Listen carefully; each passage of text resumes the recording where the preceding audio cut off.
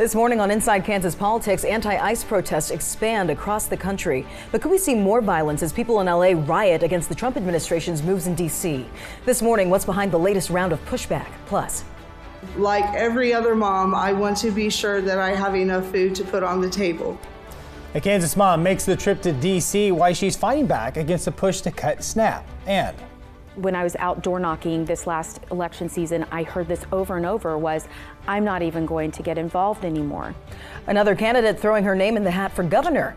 We hear from Stacey Rogers this morning and where she stands on abortion, Medicaid expansion, and taxes. You're taking a look inside Kansas politics. Welcome in. I'm Rebecca Chung. And I'm Rob Hughes. We're glad you're here. And we started this morning with the No Kings protest, now expanding across the country. Over in LA, the protest turning violent. Riots breaking out in the streets, property destroyed, and parts of downtown are under tighter restrictions. City leaders rolled out a curfew to prevent more violence. Well, the protests we know are in resistance to the Trump administration's removal of suspected undocumented immigrants. California Governor Gavin Newsom is continuing to criticize Trump for deploying thousands of military troops without his approval. But the president says he continues to stand by his decision. And we now have political science professor and author Michael Smith joining us now. And Michael, we've seen what's happened in LA. So what could we see if more protests continue? Could they also turn violent? Of course they could. From what I'm reading about LA, it's similar to many other protests. The vast majority of the protesters are peaceful. They're practicing their protected First Amendment right to free speech. Unfortunately, there are a few bad apples who make different choices. And in particular with video, like you just showed, it can create the appearance that all of the protesters are violent, which is not the case. Again, protesting is constitutionally protected free speech. Violence is not. When law enforcement intervenes, they need to intervene to stop the violence, not the protesting.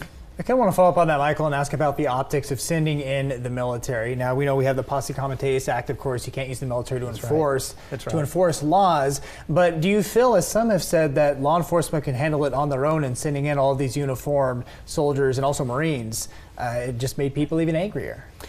I do happen to think that, particularly the Marines piece and even the National Guard, they're different, right? So the National Guard, the president can call out the National Guard. Generally, though, the governor does that first, and that would include Kansas as well.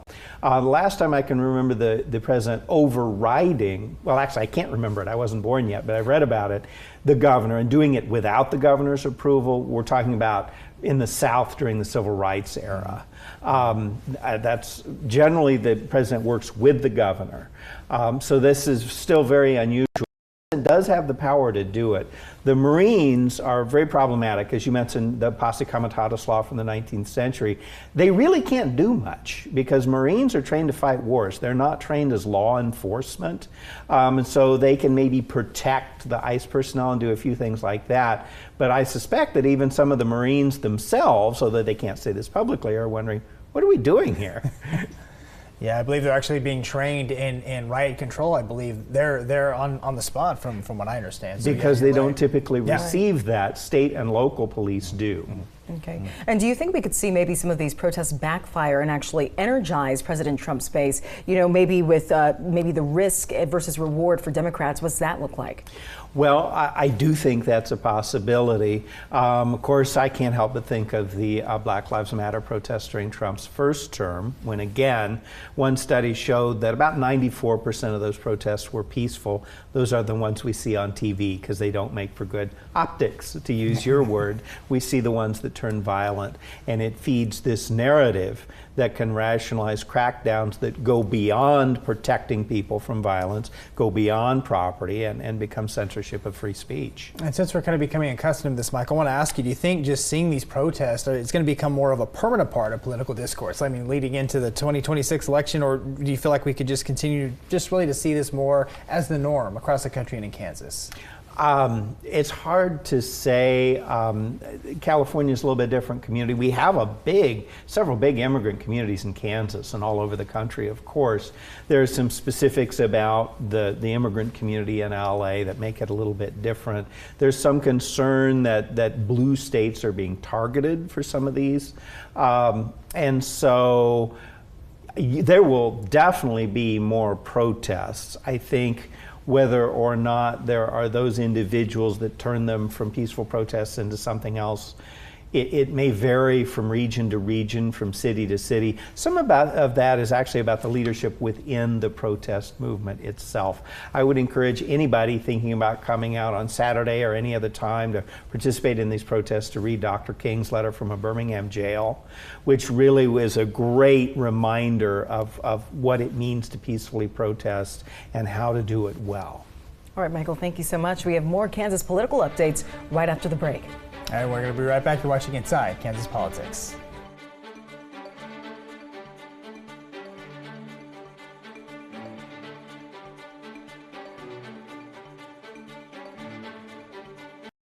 Grace Med Health Clinic is your home for complete, compassionate care. From medical visits to vision screenings, dental care, behavioral health support, and a fully equipped pharmacy, we're here to meet all your health needs. Our dedicated team of providers and staff work together to make every visit welcoming and stress-free. Because at Grace Med, you're not just a patient, you're part of our family. Call 785-861-8800 to schedule your appointment. Grace Med Health Clinic, compassionate care for all. At Briggs Auto Group, we buy cars hassle-free, fair, and competitive. Whether you're looking to sell or trade in, Briggs Auto Group makes it simple and stress-free. Come see us today at Briggs Auto Group, where trust matters and customers are number one. In our journey of 50 years, we've learned the true meaning of togetherness. A marriage becomes more than a union, it becomes a home. Amid life's twists and turns, there's a comfort in knowing your person is right there beside you. Here at McCright Plaza, we do have a commitment to couples. I think probably because we have been a couple for 50 years, over 50 years, and how important that is to be together and allow others to be together once they move to our community. Car accident? You might think it's best to wait and see before calling a lawyer. But don't do it. Wait and see can turn into wait and lose. Once the insurance company thinks you're desperate for money, they may offer you less than you really deserve. A lot less. At Devon James, we don't believe in wait and see. We believe in fight and win. Call us now, and we'll fight for every dollar you deserve. Devon James wins. Call 888-8888. Long John Silver's $6 fish and chicken basket is the best of the land and the sea. Crispy, tender chicken meets perfectly golden fish in one tasty basket. It's a match made in hand-battered heaven. Skip the wait when you make our app your first mate. Long John Silver's Fish Yeah. Welcome back to Inside Kansas Politics. We're turning now to outrage over potential SNAP cuts. One mother so upset that she went all the way to D.C. to talk about it. Yeah, indeed. And what she had said is that she's a working mom of four, single mom, and she's doing the best she can to put food on the table, but there's just not enough money after she pays her bills. And she was essentially saying that she needs those SNAP benefits. It's a tough situation. And that even in itself isn't enough. She has to go to local charities as well. So yeah, it was very, very emotional, very powerful, and we do want to show you a little bit of what she had to say in D.C. here. When we run out of benefits, we go to the Flint Hills breadbasket to help us cover the gap between our benefits and our benefits are replenished. While I do my best to make ends meet, to be sure that my kids have enough to eat, it is stressful wondering from one week to the next if we will have enough food to put on the table, and knowing that I can't give my kids some of the extras that I know that they might want. The reason I wanted to be here today to share my story is because I wanted to know that asking recipients to work through more red tape and to be eligible for the SNAP benefits, it is less money in my paycheck when I have to sit in an office, spend time on the phone, or upload a bunch of documents to meet new program requirements. We are not buying junk food or lobster with benefits. We are trying to stretch our benefits and eat the best food possibly can without a budget. Felicia Smith, by the way, is her name, and she really hit a key point there, is that she's not abusing the program. She's working, doing the best she can. They're not spending on junk food and lobster. And so she did have a very powerful story, I think, to kind of speak on behalf of a lot of people in the same situation. And I do want to bring in Michael back with us now. Now, Michael, so it looks like the program, of course, as you know, it can face potential cuts under the GOP-backed bill. Talk about the impact it could have here in Kansas. So what the proposal is, and the bill hasn't passed both houses houses yet. But what the proposal is that they would want the states to put in more. And so you could say, well, they just fund it, top it up and then fund at the same level. But state budgets are already so pressured. More than half of general fund money in Kansas goes to the school-based funding formula alone. Just one thing. And there are all kinds of other responsibilities the state have. So it's easier said than done. So the idea is it's sort of shifting the responsibility for making the cuts to the states. So Congress can say, we didn't cut anything, we just asked the states to pay more. But then the states then can either raise taxes, cut other things, or actually cut the benefits or put more requirements on the benefits. So it's sort of like the old shell game at carnivals.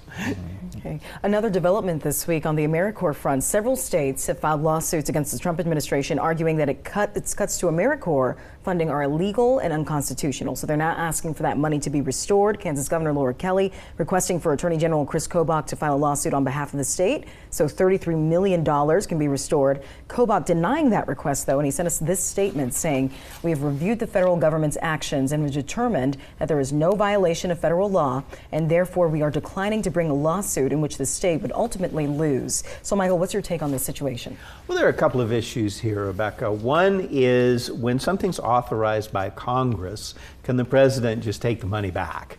Richard Nixon tried this back in the 1970s. It did not go well, legally or in terms of the economy either.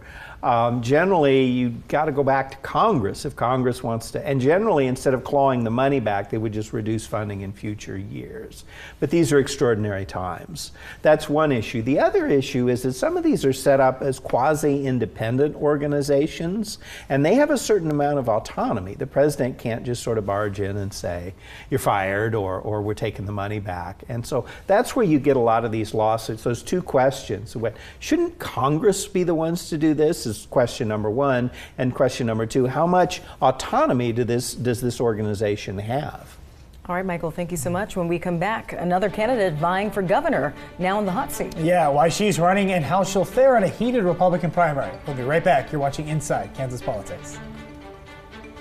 Hi, Clay Sherwood here with Frank and Dean, the CEOs of Cube, and they want me to tell you about Aquasil chlorine-free Aquasil pool care systems. Aquasil won't bleach out your swimwear, is easy on your swimming pool liner, is soft on your eyes, hair, and fur. Aquasil is preferred over salt, chlorine, and makes it easier to take care of your pool. Come into Swims and Sweeps for all your chemical needs. We want your summer to be fun, safe, clean with Aquasil Pool Care System. The difference is clear.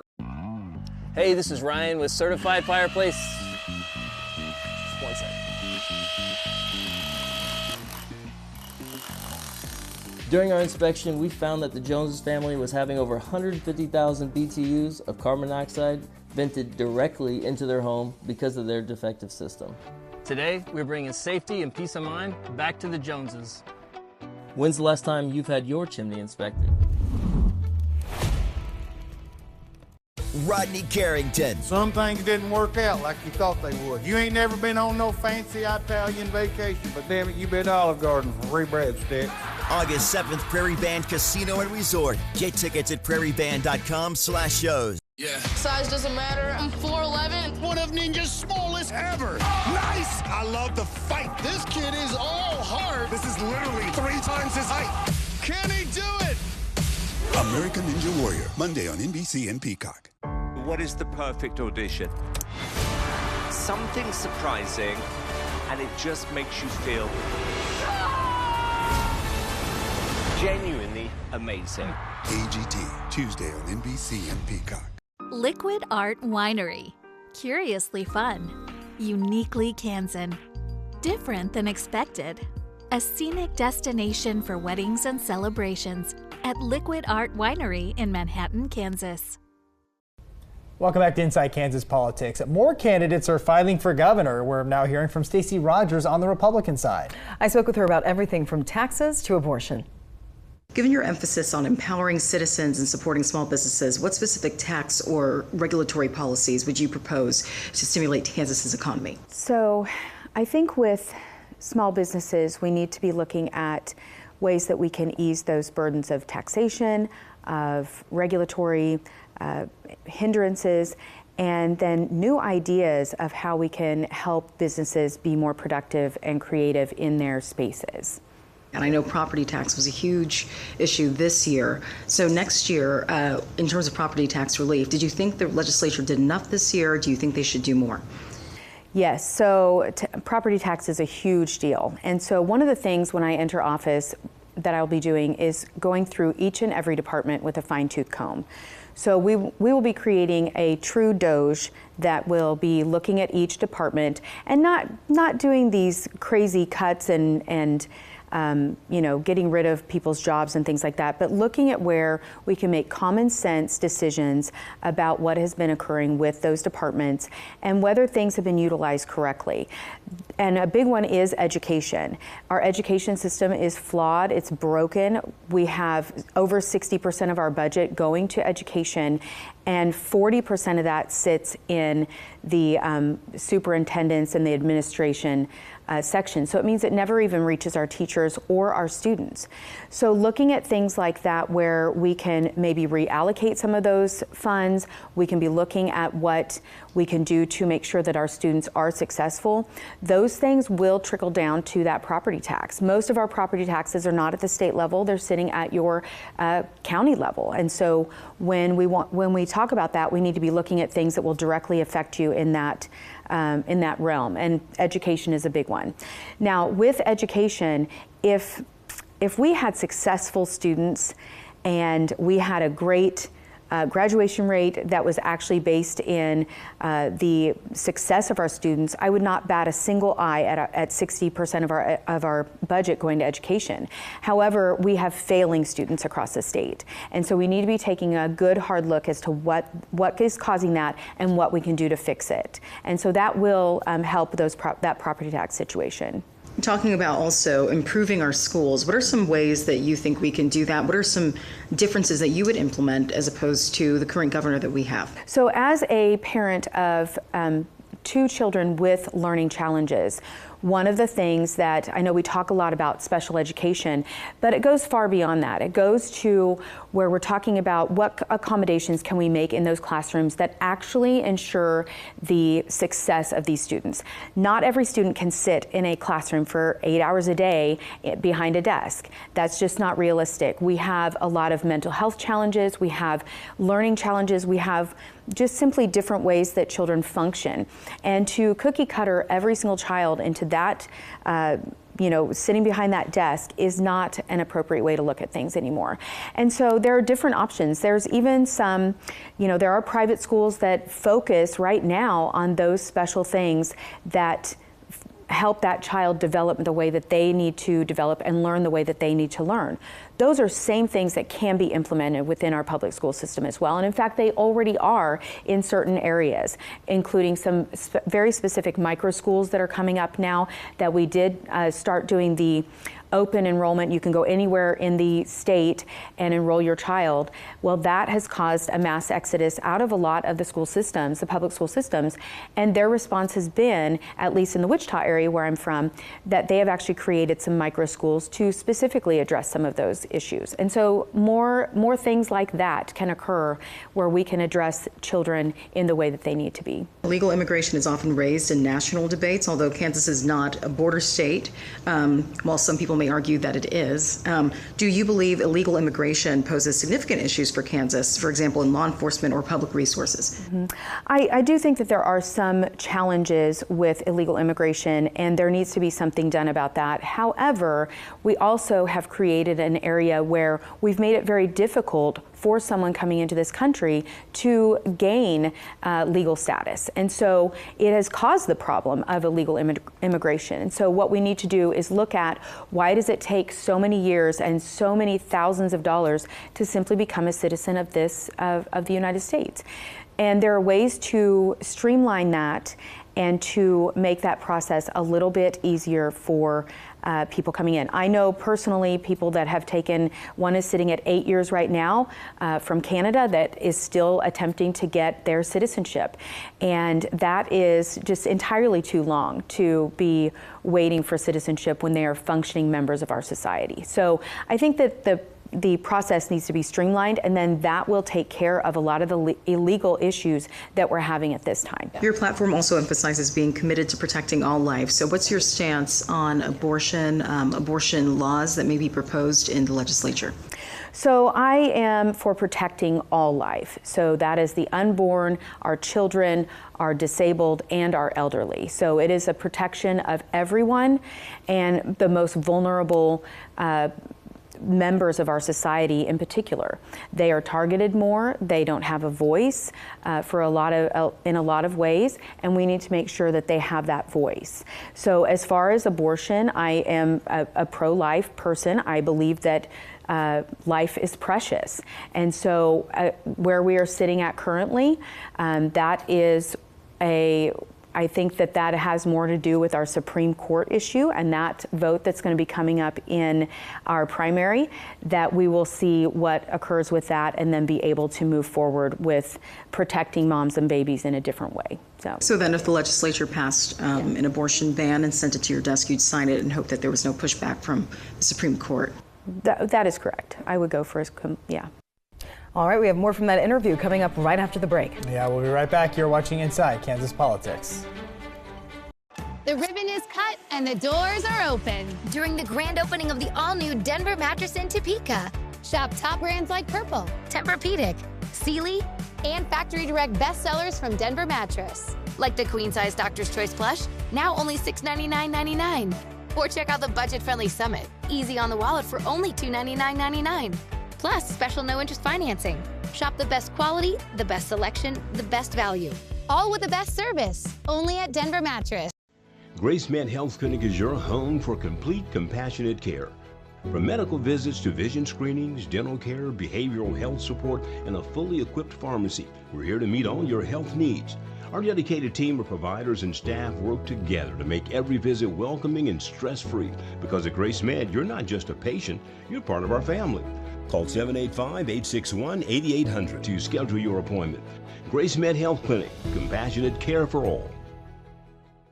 Many of our clients are deeply committed to a range of civic and charitable causes.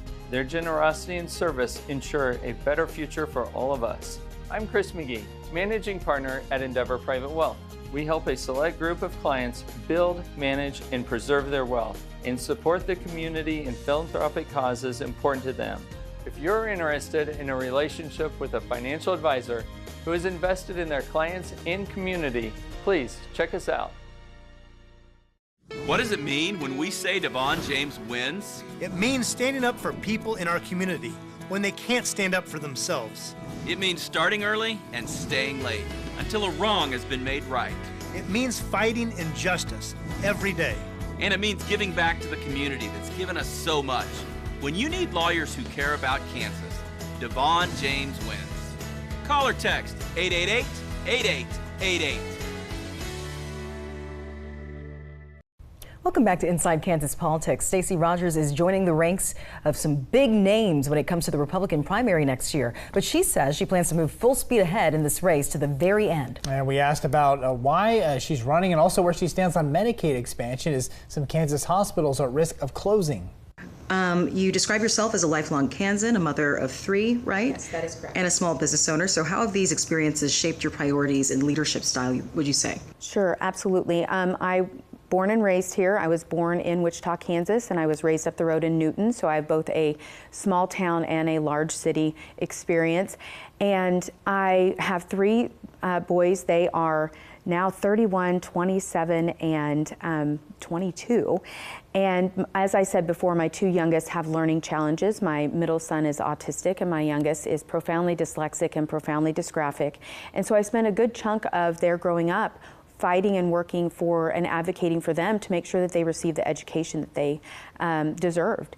And because of that, my youngest is now a diesel mechanic with an associate's degree. And I fought very hard to make sure that he received the education in the way that was most beneficial to him. I've been a public school mother, a private school, and a homeschool parent. So I have kind of been in all the realms of education. As far as business, I have been in business for the last 10 years, 15 years really, and I am a huge advocate for small and medium-sized businesses. They are the backbone of our state, and we need to be supporting them. I'm a huge advocate for shopping local and spending your money local, keeping our money local to our state and to our cities. When it comes to things like healthcare, we have rural hospitals in Kansas facing a severe financial crisis, 82% losing money and many at risk of closing. So what role do you believe that state government should play in addressing this issue? And then also, would you support Medicaid expansion to low-income residents or other reforms to kind of help with rural clinics or hospitals? Yeah, so Medicaid expansion has brought to me quite a bit. One of the things that I think we need to look at is what is broken with our current Medicaid system. Again, I have a child who has been in the system. He receives both Medicaid and Medicare, and he was on the waiting list for a number of years before he received the Medicaid assistance and some of the assistance that he needed with his for his schooling and for his different therapies. And so throwing more people and in the process more money at it is not going to fix it. And in fact, it's going to make things in Western Kansas worse, because a lot of the doctors out there are pretty much forced or have to take Medicaid in order to serve the clients that they have there. And so if we pile more people into that system, it will definitely collapse unless we look at the things that are broken with Medicaid and fix them first. The same thing when you look at, let's take Wichita as a metropolitan area. There, doctors have the choice to not take Medicaid clients. And so again, if you dump a larger number of people into that pool, you will simply make it much, much more difficult for people to find the care that they deserve. So it's going to be looking at, these are one of the things that I'll be looking at, is how do we fix the current issues in those different areas. And some of it obviously comes down from federal, but there are things that we can do at a state level to make sure that we are serving the people that we have in this state, paying them appropriately, and being able to incentivize doctors to take Medicaid. What are some of your top priorities as you're running for governor? Looking at education, looking for the places in our budget that we can cut spending without decreasing value of what's received. And so that's very important, to be able to look at what do we need to, how can we cut spending, increase services to people within those same departments that's going to add value. And then we need to be looking at, obviously everybody wants tax cuts, but in order to do that, we have to find that money first. And so I think that that's the biggest thing, is just looking at those different departments and finding out where the waste or the misuse of the funds are happening, and to fix that and correct that. Why are you running? This started back in September of 23. I started to have discussions with people when I was at the Kansas State Fair with my businesses.